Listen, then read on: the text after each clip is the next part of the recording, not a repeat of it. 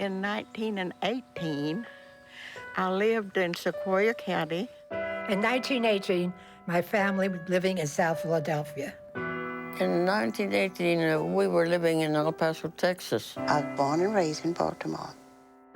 In bustling cities and remote villages, in the United States and around the world, orphan children cried for their parents in 1918.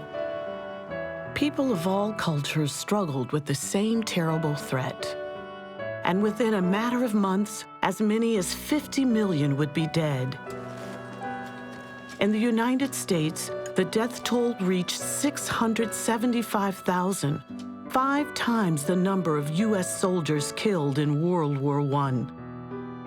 What was that deadly threat?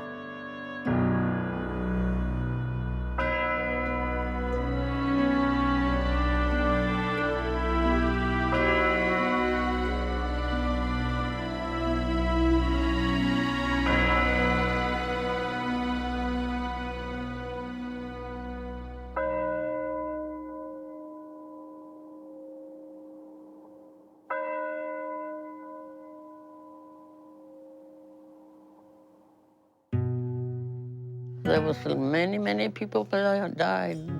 We had just come from a few years before from Mexico, where we were living, on account of the revolution, the Mexican Revolution. I was about 10 years old. I was the oldest, and my 4 brothers and sisters of the family, only my dad and my sister, my smaller sister, did not get it. My 2 brothers were in one room sick. I was sick in the other bedroom with my mother. My poor dad and sister had to be our attendants and see what they could do for us. Influenza gave you such high fever. Mother told me that I thought her black hair was a cat, and I was afraid of it with the delirium from the high fever. People were left very weak with it on account of that high fever. And all schools and all public places and every place was closed. I guess nearly 2 or 3 weeks.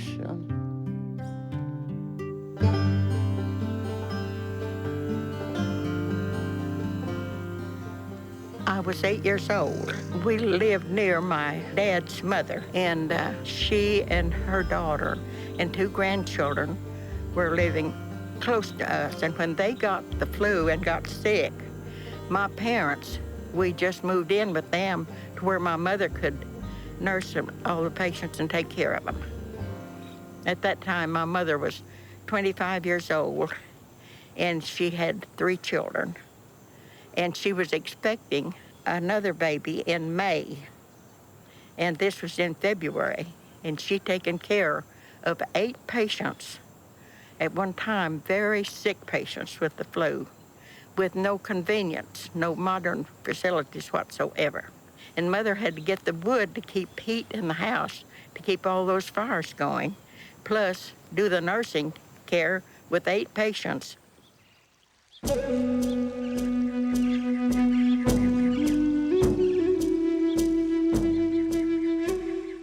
My father's name is Tellus for Reina, but he always went by Tellus Good Morning. Good Morning was his Indian name. At that time, he was working in Tennessee for a DuPont company. Every time anybody was sick, he would always bring up the story about how he got sick while he was in Tennessee and how a lot of people from the village that had gone were brought back sick. They were brought back in a train, he said. Some of them had passed away in Tennessee. In 1918, my mother was like just 11 years old, but she remembers they lived on the south side of the village. She remembers that church bell would ring every day, that there's a certain bell for a notice for the death. And she said she remembers as a little girl how awful it sounded. In 1918, as now, most people didn't think of influenza as a disease that could lead to death. We suffer through the flu season every winter.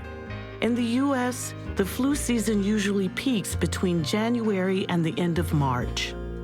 The symptoms of a cold are usually a runny nose, sometimes low-grade fever, and just feeling a little wiped out. Influenza, on the other hand, is much, much more pronounced than that. People will generally have a high-grade fever, absolutely no energy whatsoever, muscle aches, headaches, a fairly dry cough. With a common cold, you may feel bad for a couple of days, but after 4 to 5 days, you're starting to feel yourself again. With influenza, it's sometimes 2 weeks or more. Really severe can go on to cause pneumonia. Complications from the flu cause an average of more than 200,000 hospitalizations every year in the U.S., and an average 36,000 people die from those complications.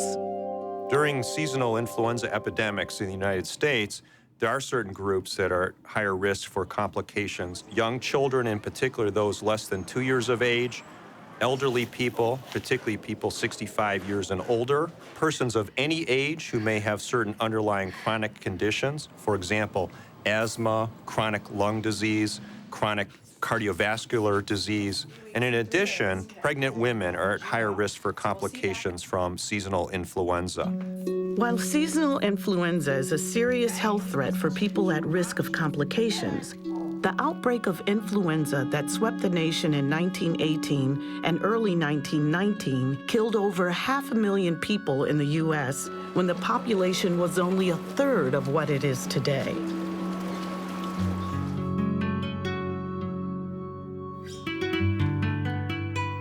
I was 4 years old at that time.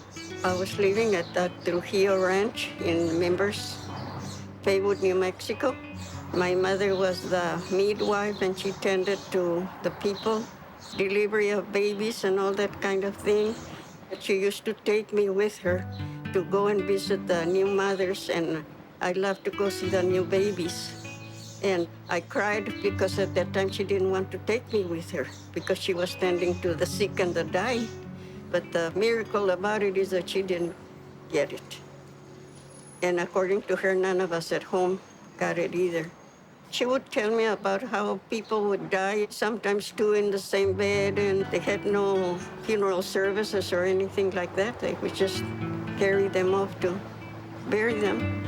It was very hard for them to keep up burying the dead because they were dying so fast. The one thing that stayed in my mind, because I used to hear it even later, was the pounding of the nailing of boards together, making I call them boxes, coffins for the people.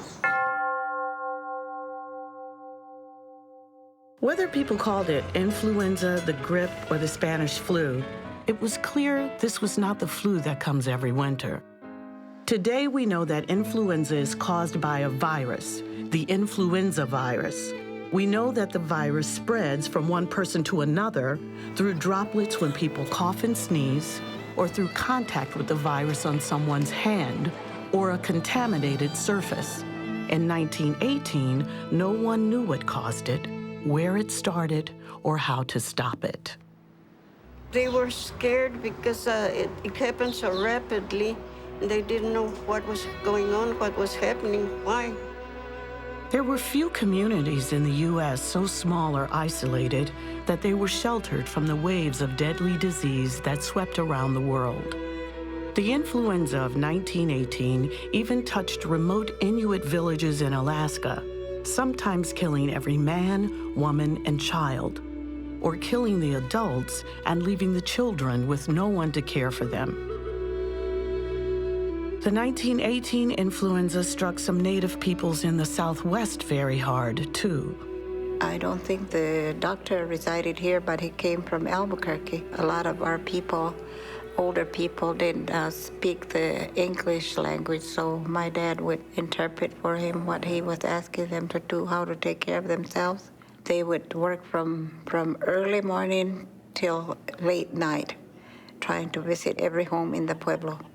In the morning, when they got to some of the homes, they would find maybe 2 or 3 people in the family that had passed away during the night. Every day they were burying people. The church bell would be tolling from morning to evening because of so many deaths.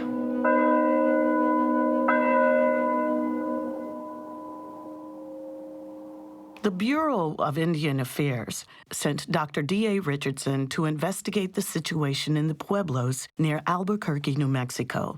He wrote, "The strength of the pueblos was not taken with the aged or markedly with the infants, but from the young adult life of the tribe." And this was true around the world. With the influenza that hits us every fall and winter, most healthy adults are sick for a week or two and recover. When people die of the flu, it's almost always the very young and the very old. But the influenza of 1918 was not only much more lethal than seasonal flu, the death rate was very high among young adults. Strong young men and women working to support and care for their families. My parents came to this country from Romania, Bessarabia. In 1918, my family was living in South Philadelphia. I think it was a neighborhood mostly of immigrants. It was a hard life. It was a rough life. My mother and father and my two sisters all had the flu. It was a very sad period. There was like a sadness over the city. When you looked out, you saw hardly anybody walking around. People stayed in their houses because they were afraid. And they said that it seems that if it killed you, it did it fast. Because I remember them telling me that a young neighbor, they saw him coming home. They watched from the window, he coming from work.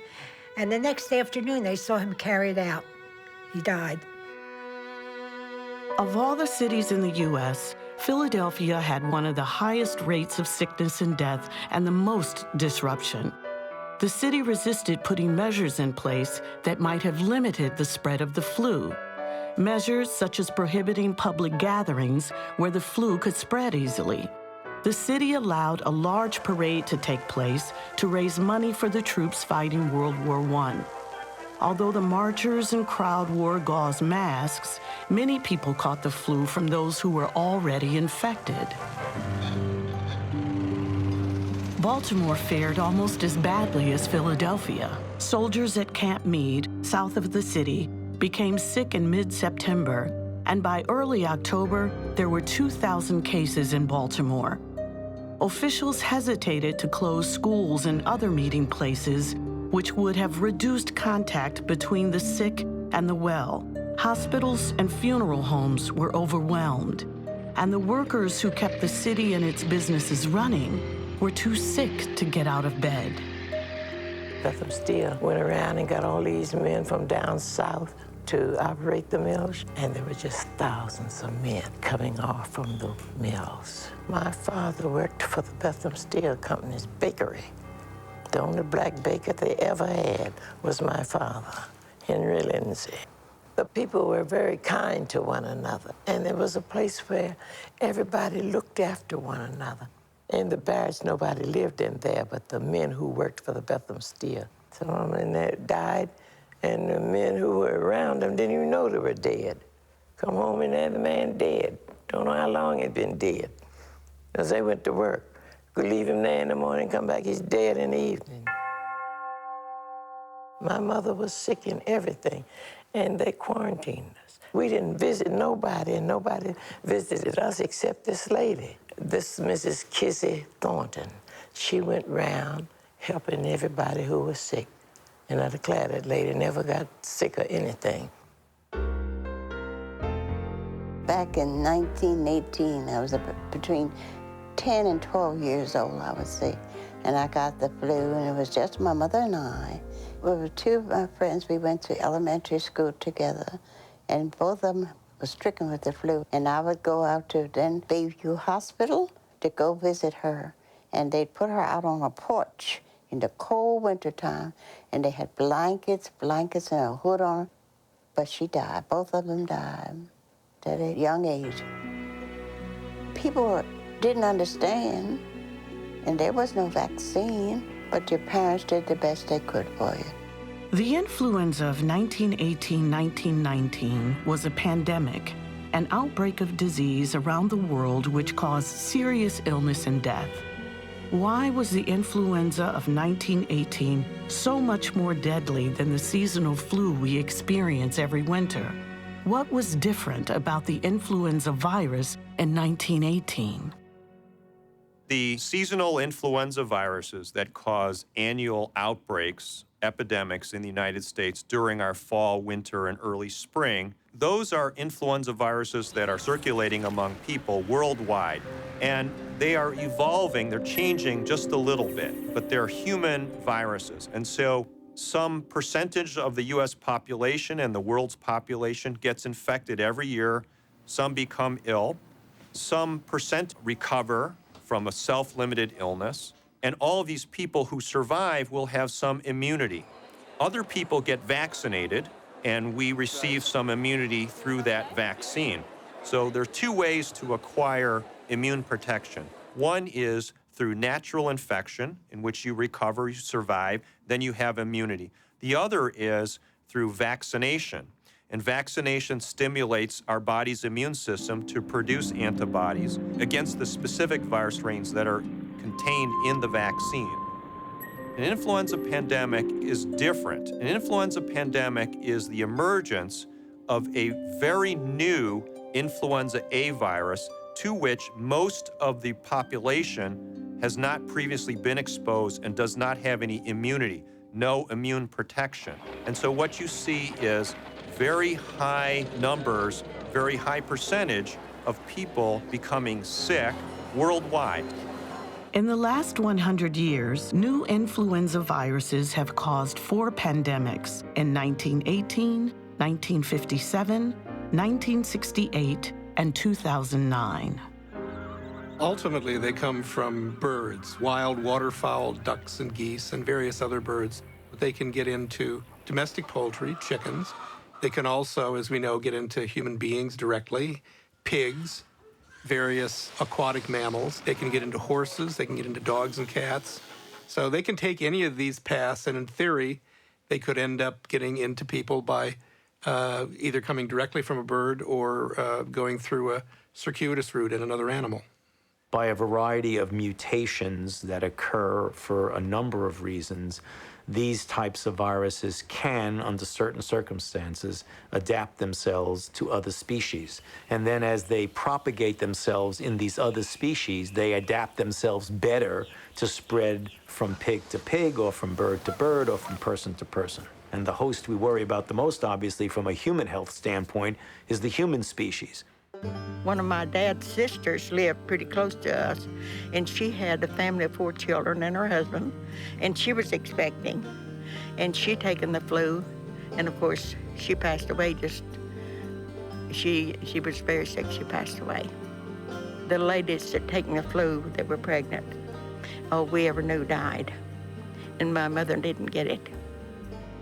We don't know why pregnant women die of influenza at a high rate, but it's been documented for well over 500 years. One of the biggest risk factors for a fatal outcome from influenza is pregnancy. Whatever the reason, it's pretty clear that pregnant women in 1918 were at very high risk. Pregnant women, of course, are going to be in the younger age ranges, but non-pregnant women and men in that age range were also at much higher risk of dying. Why this happened, we don't know. In any flu pandemic, people die from pneumonia. Some percentage will always die, but it tends to be the older folks, people who have chronic conditions like heart disease and lung disease, pregnant women, infants, and so on. This time in 1918, something very different happened. Otherwise healthy young adults died at a very high rate and constituted a fairly large percentage of the total deaths, something that's never been seen before. Why that happened is a mystery.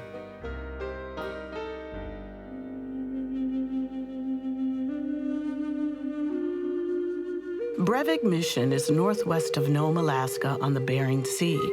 The fact that Brevik exists today is remarkable, since of the 80 residents in 1918, only 5 adults and 3 children survived the flu pandemic. Over 50 years ago, a young man with an interest in viruses found his way to the village. I was a medical student in Sweden, and I decided to travel to the United States and get a master's degree in virology. And then one thing led to the next and to the next, and I decided that go for my PhD. And one day we had a visitor, very prominent virologist, and I remember he's talking about everything that had been done to find out what was it caused the 1918 flu. And then it's like a 15-second comment at the end of his talk. He said, somebody ought to go to the northern part of the world and try to find a victim of the 1918 Spanish flu pandemic buried in the permafrost. And that victim is likely to have remained frozen since 1918. At that time, it was something 35 years or 40 years. And try to recover the virus. And then he went to something else. And that 15 seconds, I happened to be there and heard it. I immediately went to my faculty advisor to ask him, could that be a subject for my PhD? He said, oh yeah, why don't you go ahead? I happened to have worked during the summer of 1949 for a paleontologist in Alaska. The paleontologist, Otto Geist, had worked on the Breivik Peninsula and knew the missionaries in the villages there. With Geist's help, Hulton was able to review copies of mission records from the fall of 1918. He found that the military had very good records showing the location and thickness of the permafrost in Alaska. On the basis of that, I decided on three villages. So I showed up in June, and I went to the first village. It's called Nome. It's a rather large city, actually, Nome. I went into the mass grave at the cemetery and discovered that the river that normally had flowed on the side of the village at some distance away, it had changed course. Since 1918, it had come into the village and melted the permafrost. I could just see it.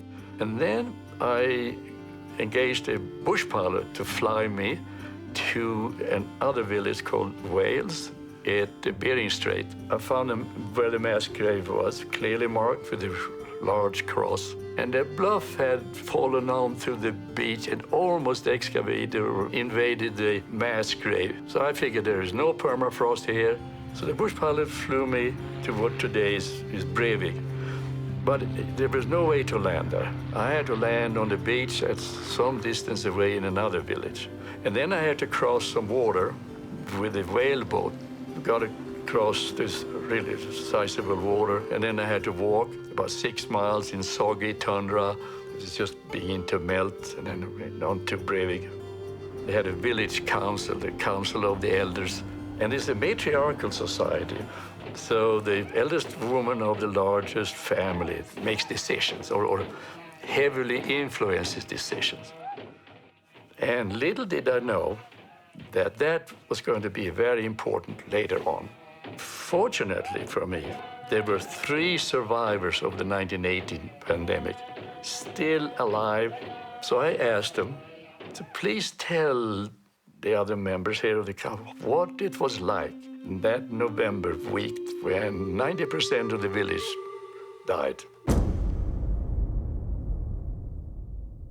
That I said, if you allow me to enter the grave, and if I am fortunate enough to come find the right specimen, I will take it back, the specimen back to my laboratory, and if everything works out well, it will be possible for us to develop a vaccine. So in the next pandemic coming, threatening you, we will have a vaccine to immunize you, protect you. And they understood what vaccine was because they had been immunized against smallpox. The matriarch, Jenny Olana, was in favor of that. So that influenced the decision. So they allowed me to open the grave. So I went out on the grave site and started to dig, and in about a foot down, I came onto permafrost. Very hard now, frozen ground. And I started a fire. Got driftwood from the beach and climbed up on the bluff, and there were the mass grave, and started to melt the permafrost. And on the end of the second day, I came down about 4 feet, and there I found the first victim. Young child, a girl, I estimated 12 years of age, But the condition of her body at 4 feet from the surface was so good that I was confident that down deeper there will even be better preserved and adults and so on. 72 bodies in that grave. Now, I didn't come alone to Alaska. I had my faculty advisor, the influenza virologist. I had a pathologist, one of the professors in the department in Iowa, to perform the postmortem examinations, and then autogeist. So there were 4. I was out there ahead of them to scout the grave, to test dig. A day later, they came to the same beach where I had landed earlier, and we traveled the same way back to Breivik. Now there were 4 of us digging, so we could do it very rapidly. About 3 days later, we were down 6 feet. And then we found 3 perfectly preserved bodies. And the pathologist performed postmortems on them, and the lungs were perfectly preserved. Then we left, thanked the villagers, closed the grave, and I took some pictures, of course, all the time. So eventually got to Iowa with this, and I started to try to grow the virus, trying to find an alive influenza virus. Week after week after week after week, I got more and more discouraged. And eventually, I had no more specimen. And the virus was dead. And there went my PhD. I could see it fly out through the window in the non-air-conditioned office, by the way, lab I had. I decided to go back to Sweden to continue my medical education, and I was extremely fortunate. I was offered to continue medical school at Iowa. And then I got my MD there, became a pathologist. But back in my mind, I had this memory of not getting my PhD, and all the effort went into that, and it was just kind of collapsed. Molecular pathology is a specialty of medicine where pathologists use the tools of molecular biology and molecular genetics to make diagnoses and provide insight into patient care decisions. You can make diagnoses of infectious diseases by looking for the genetic material of the infectious organism, the virus or the bacteria, for example.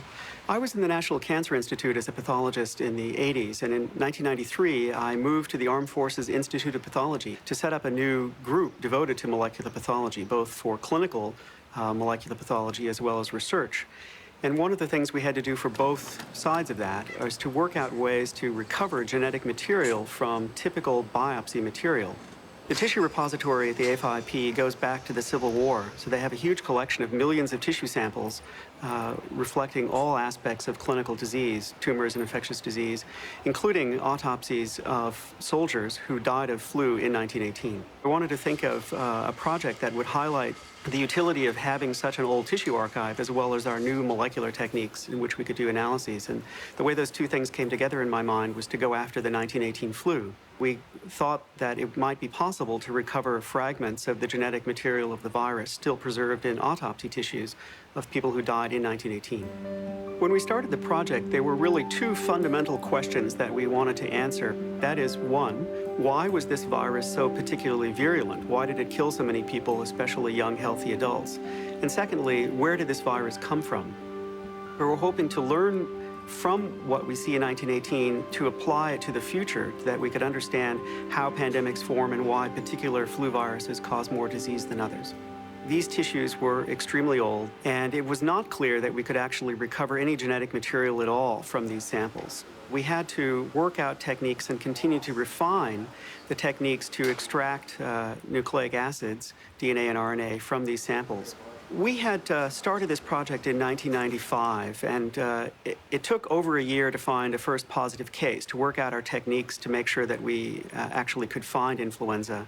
Once we had found a first positive case and we started to generate sequence and compare it to known influenza viruses, we were convinced that we had really found the 1918 virus. But we were really concerned that there would be inadequate amounts of material available to us to sequence the whole virus from that material. In March of 1997, in Science News, there it was. 1918 pandemic virus found. A small sequence had been discovered by Jeffrey Tarnberger. I wrote a letter saying, if you need more specimens, let me know, and I will go back to Alaska. I've been there before, I know where it is, I can go back. And I didn't hear anything, And I thought, well, he knows, he thinks I'm a nut, and that was just so bad. He happened to be on vacation, so he didn't get his mail. We were extremely excited about the possibility. We had hoped that if we could recover material from a frozen victim, that the quality of genetic material of the virus might be improved over what we had in these formalin-fixed blocks. And he called me here.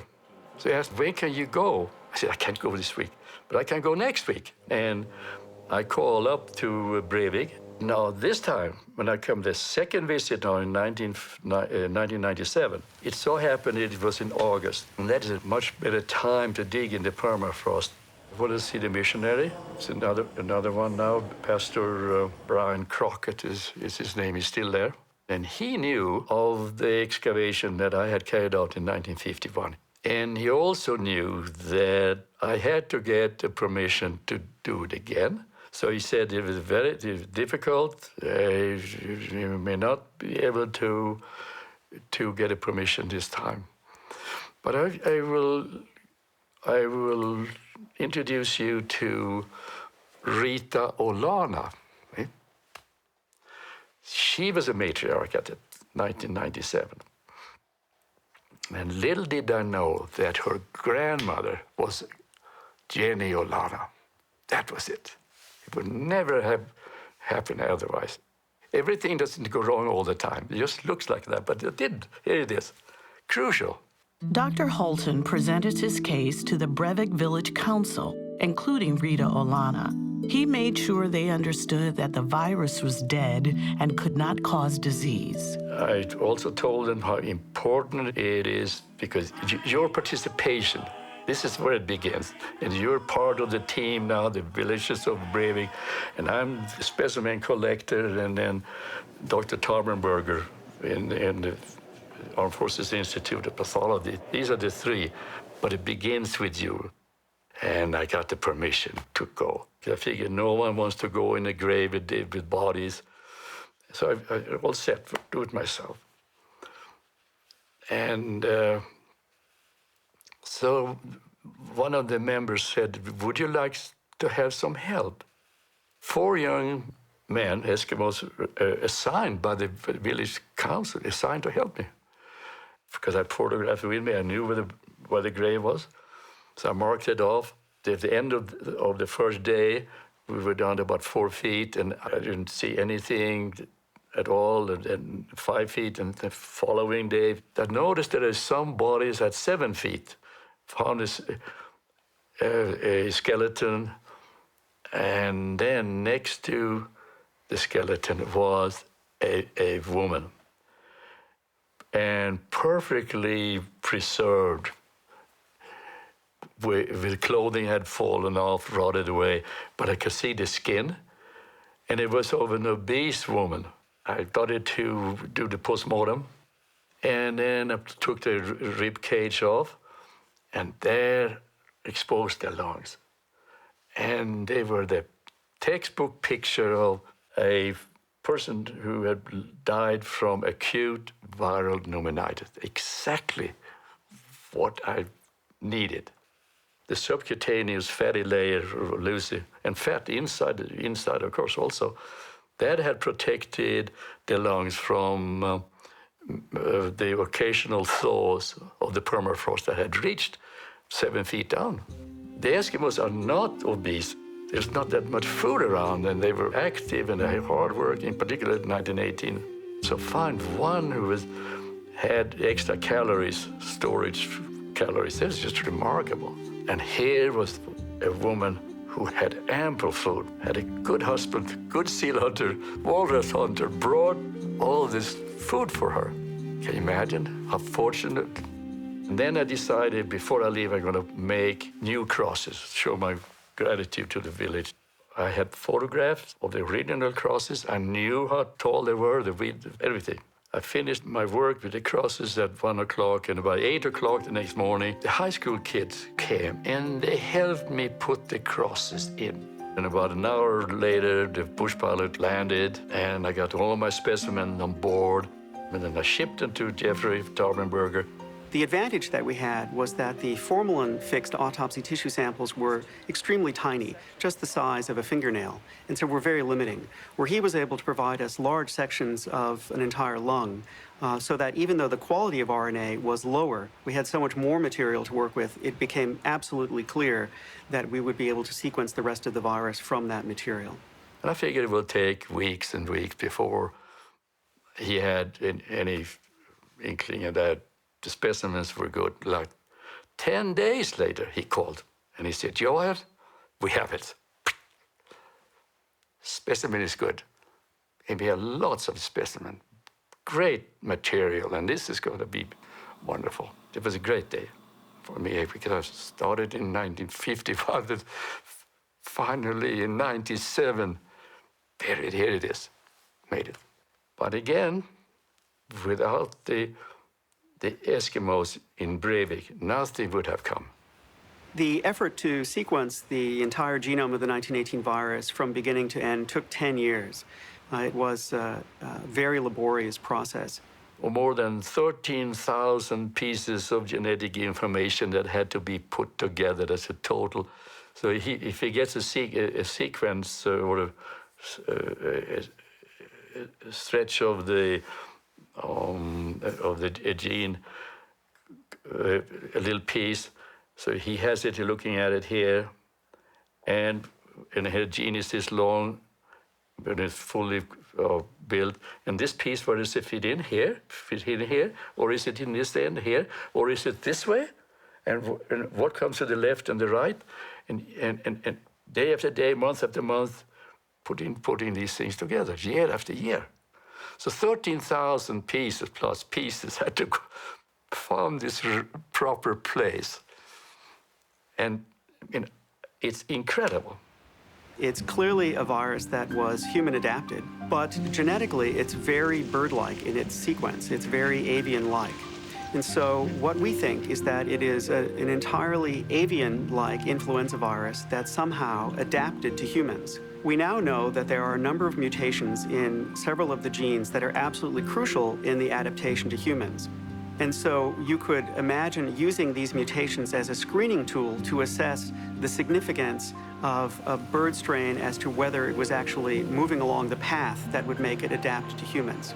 If we identify changes that were crucial to allow a bird virus to replicate in humans, you could particularly design drugs that might block or bind to that particular change to prevent a bird virus from actually functioning in humans.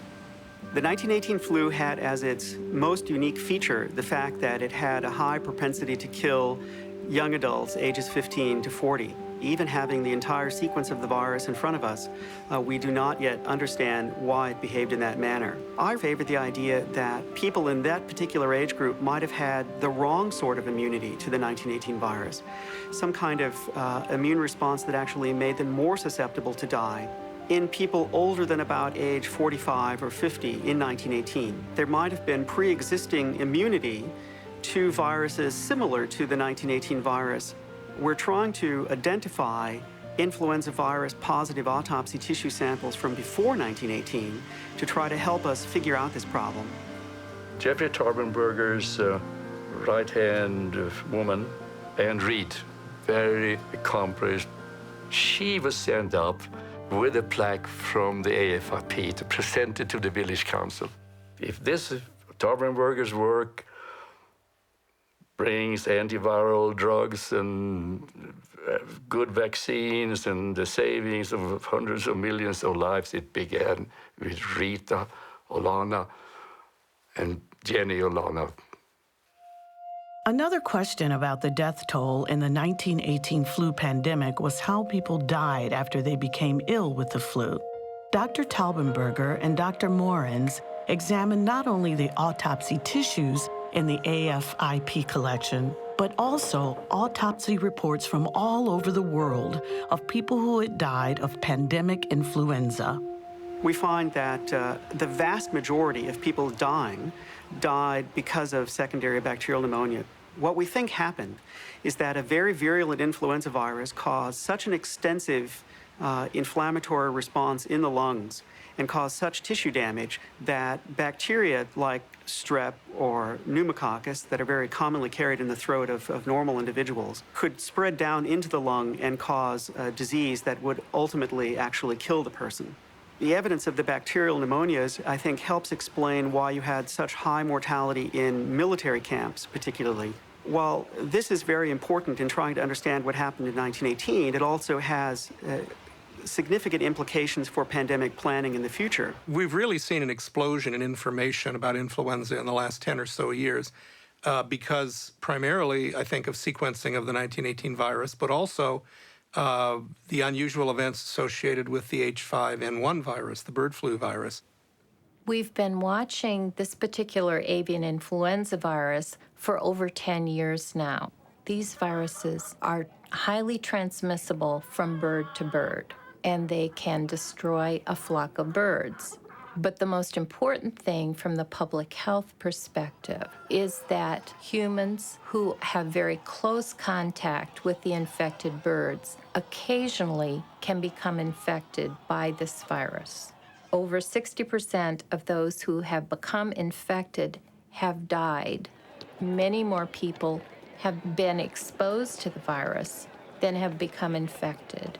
In order for this avian influenza virus to cause a pandemic, we would have to see a number of changes that would occur in the virus so that the virus could be transmitted easily from human to human to human. The fact that the avian influenza viruses that we're monitoring so closely have been circulating for 10 years and still haven't caused a pandemic doesn't mean that these viruses will not cause a pandemic. We don't know for past pandemics how long those viruses actually circulated, caused infections in humans, and then gained that ability to be transmitted efficiently. So we don't know enough about past history to predict the future. I think the biggest lesson is that we can't predict what influenza will do. As scientists continue to look for answers in the 1918 flu virus, we can also learn from the men and women who responded to the health crisis by taking it upon themselves to care for their relatives, their neighbors, and their communities. Dr. John Tappan was a physician with the Public Health Service in El Paso, Texas. He wrote to a colleague serving at an Army field hospital in France. We have all been awfully busy with the flu. I made on an average of 30 calls a day for about a month, and everyone else did as much or more. The Public Health Service and the Red Cross opened a hospital in the old Ahoy School, where we treated the Mexican part of town. The epidemic here was fierce. We had about 10,000 cases in El Paso, and the Mexicans died like sheep. Whole families were exterminated. The white population fared almost as badly. I was 3 days behind in my calls. The other doctors all had the same experience, of course. When the people living in other parts of El Paso learned of the many deaths in the southern part of the city near the border with Juarez, many volunteered to use their cars as ambulances, picking up the sick and delivering them to hospitals in other parts of town. When the Hoy School in the Chihuahuita neighborhood was turned into a hospital for flu patients, El Pasoans from all over the city volunteered as nurses, drivers, and clerks. So you see, we have been serving our country right here at home.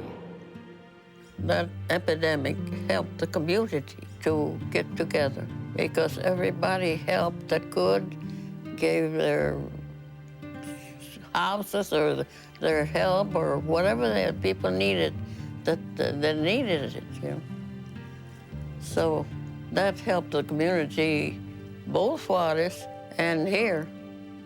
There was a shortage of doctors and nurses during the 1918 influenza pandemic because so many of the physicians and nurses were serving in the war effort. So you had a mixture of both trained medical personnel and those with some training, and those who basically were very civically minded individuals who wanted to participate in tending to the ill. The women who volunteered during the 1918 influenza pandemic were literally putting their lives on the line. They were stepping into a deadly pandemic because they believed that it was their calling and they wanted to do what they believed was their duty. I would say that the activities of volunteers, and particularly women volunteers who rose to the challenge, was absolutely crucial. This is a story of unsung heroes, of forgotten people who really rose to the gravity of the moment.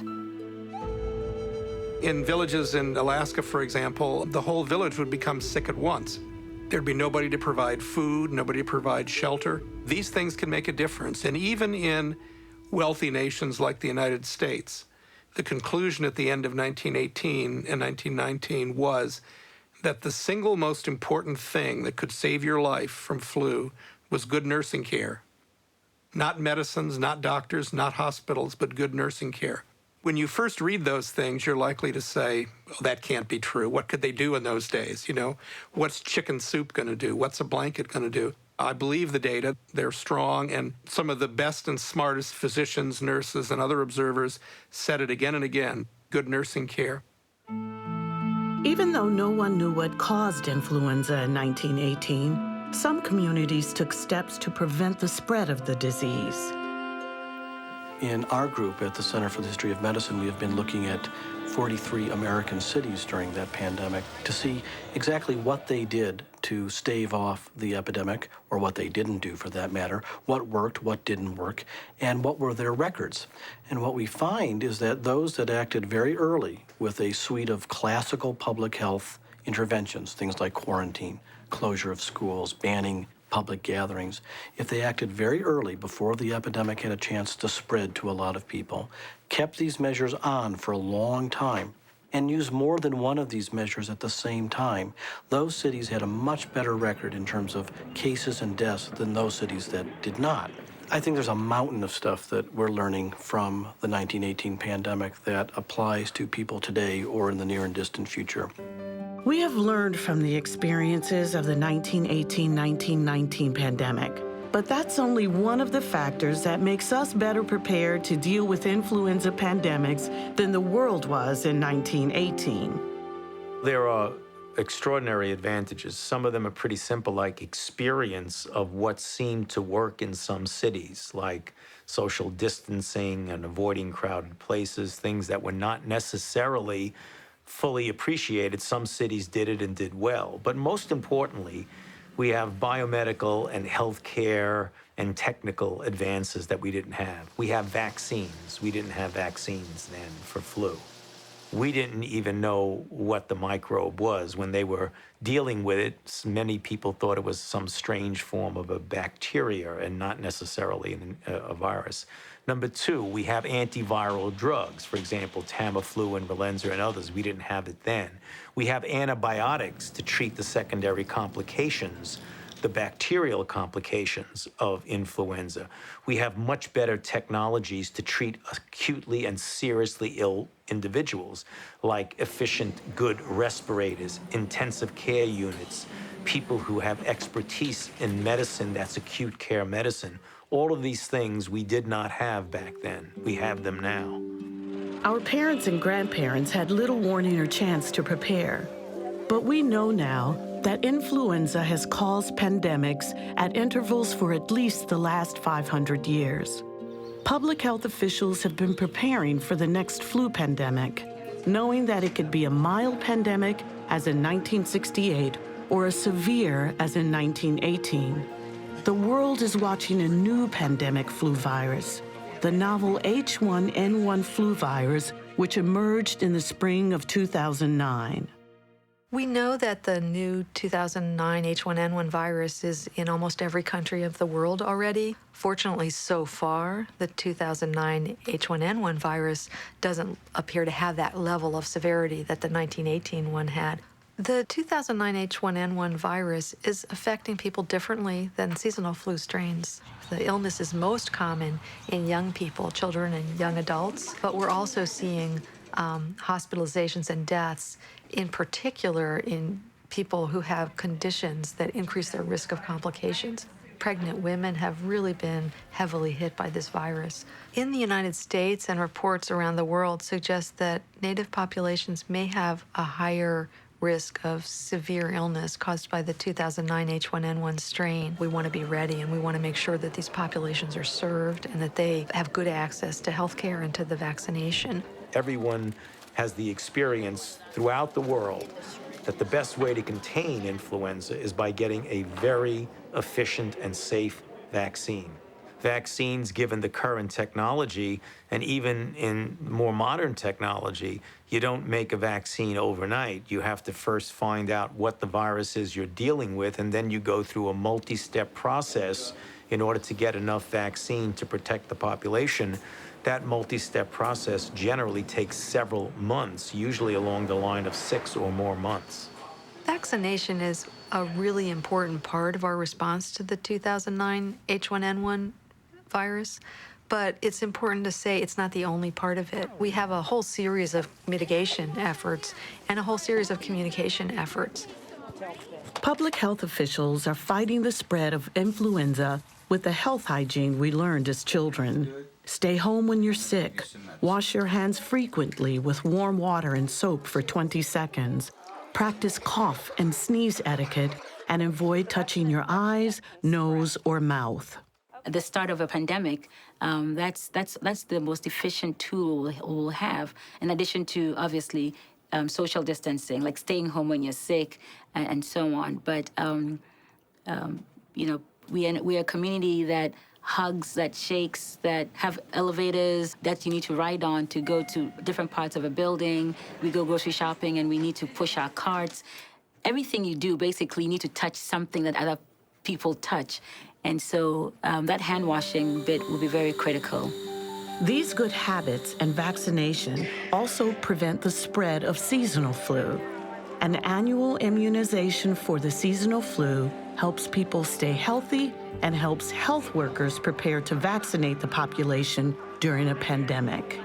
These immunizations are widely available every year. It's very important for people, particularly people who are 65 and over, to take the influenza immunizations. It's important to have the vaccine every year, and the vaccine is a covered Medicare benefit. There's absolutely no way you will get the flu from the flu shot. Based on what I know and what I have been observing with this 2009 H1N1 virus, and based on what I know about influenza vaccines, the risk of getting influenza or having a complication from influenza is much higher than any theoretical risk from the vaccines.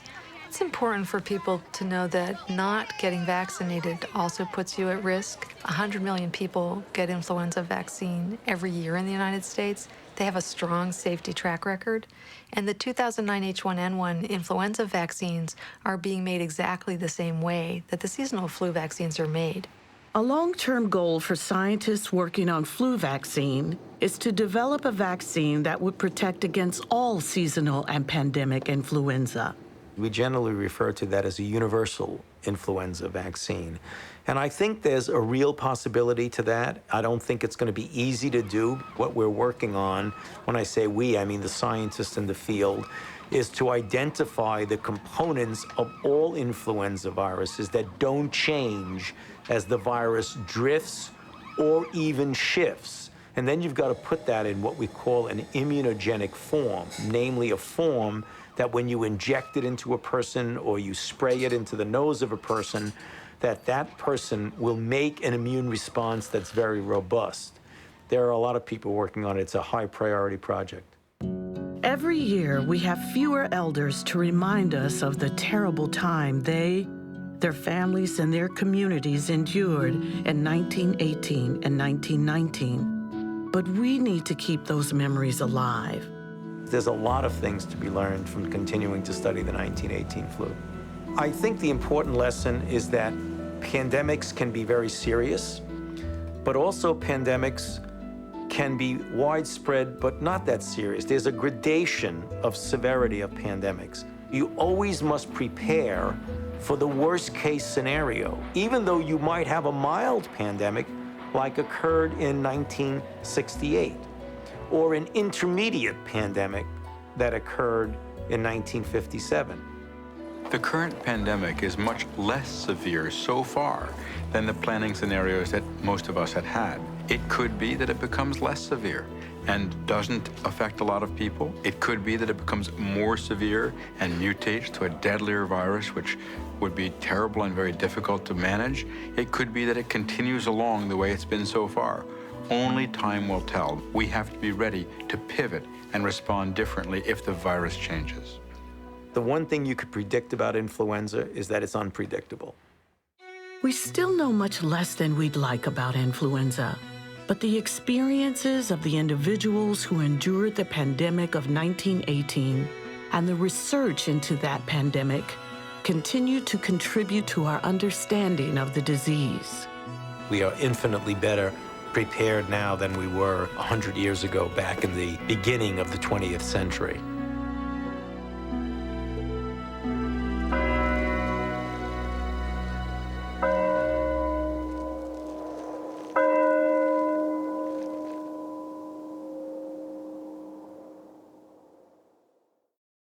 For more information about pandemic influenza, visit www.flu.gov and www.medicare.gov.